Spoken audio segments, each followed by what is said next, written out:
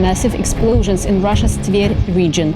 Drones attacked a military unit. Это прям жесть. Ukrainian defenders continue to replenish the prisoners of war exchange fund during the operation in the Kursk region. How many of you are there?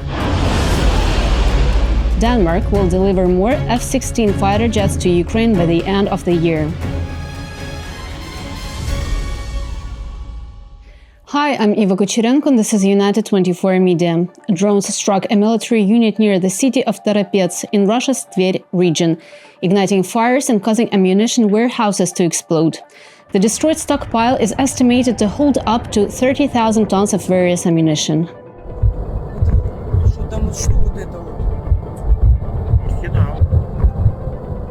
The 107th Arsenal of the Main Missile and Artillery Directorate of the Russian Defense Ministry covers nearly 8 square kilometers and is located 480 kilometers from Ukraine.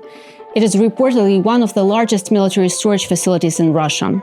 According to the head of the Center for Countering Disinformation, it is used to store rockets for Grad multiple launch systems, S-300 and S-400 missiles.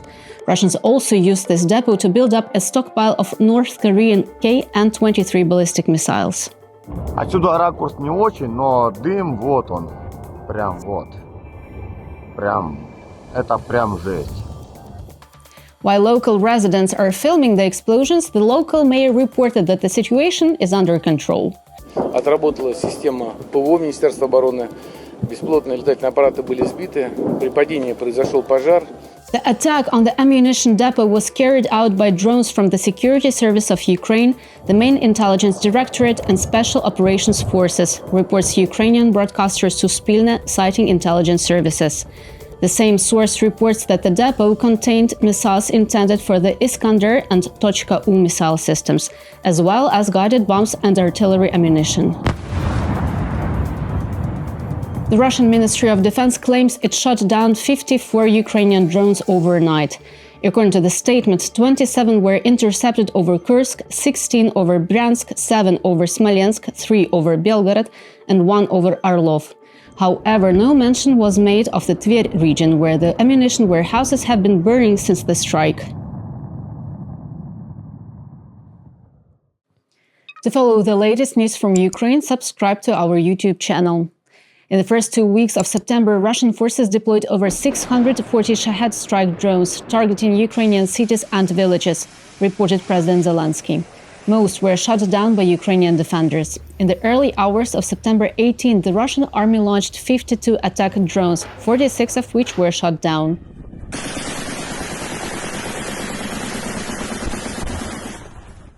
A rare Russian Tachyon UAV was destroyed in the Kharkiv region by fighters of the Kraken FPV company.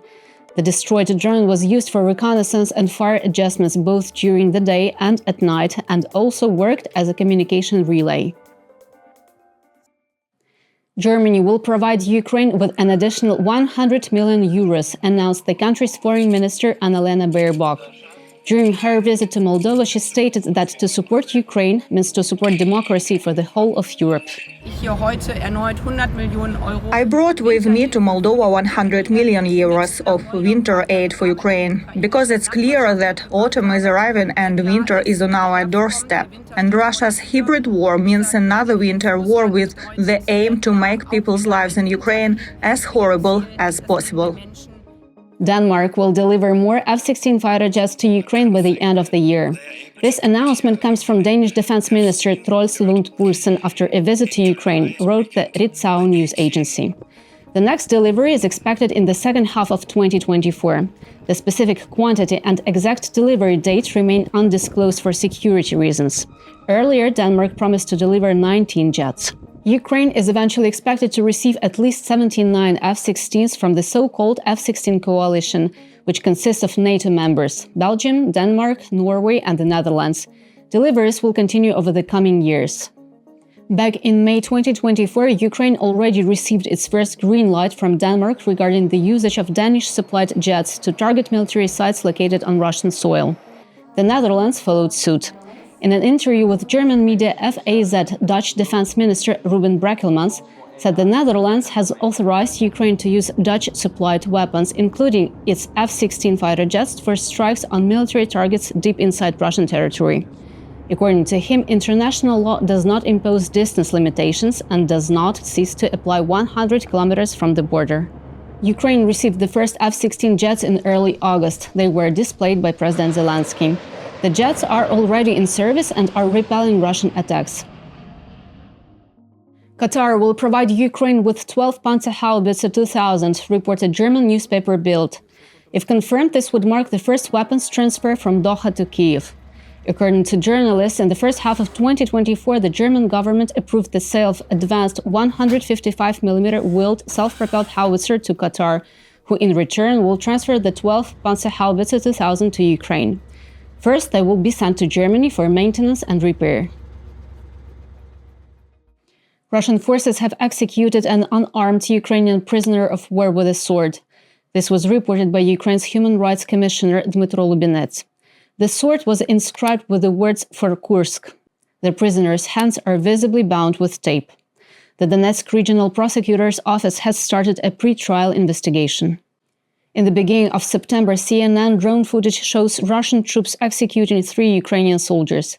These defenders were surrendering near Pokrovsk in the Donetsk region in late August.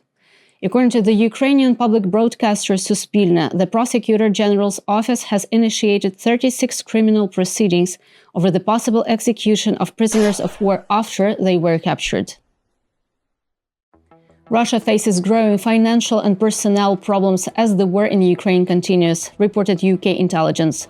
In the latest update on Ukraine, the British Ministry of Defense stated that the estimated Russian casualties are likely over 610,000 killed and wounded. The statement also points to Russia's heavy reliance on infantry tactics, requiring a constant influx of recruits to sustain operations on the front. However, while Russian officials claimed in late 2023 that they were recruiting about 1,600 personnel per day, current estimates suggest that the rate has dropped to around 1,000 daily, although these figures are likely inflated, reported the intelligence. Growing military spending is set to rise once again. In addition to increasing the one-time sign-on bonus back in August, Moscow is estimated to have spent 8% of its federal budget on recruitment incentives alone.